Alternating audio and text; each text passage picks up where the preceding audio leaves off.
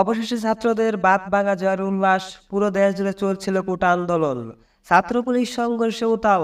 আক্রান্ত শিক্ষার্থীদের জন্য প্রার্থনা জানিয়ে সামাজিক যোগাযোগ মাধ্যমে পোস্ট করেছিলেন এনজো ফার্নান্দেস।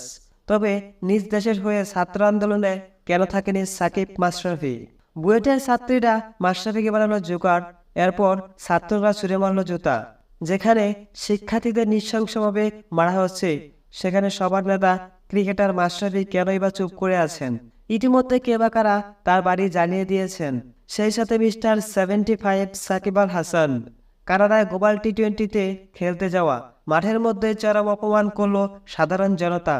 সাকিবের সামনে বলে দেওয়া হয়েছিল, চোখে না হয় দেখো কম, বিবেকটাও কি নিয়ে গেছে জম? এমন প্রশ্ন সাকিবে জবাব দেন, আপনি দেশের জন্য কি করেছেন?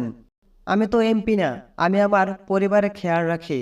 সাকিব আবারও রিপিট করেন, দেশের জন্য কি করেছেন? পদত্যাগ করুন, নির্লজ্জ কোথাকার।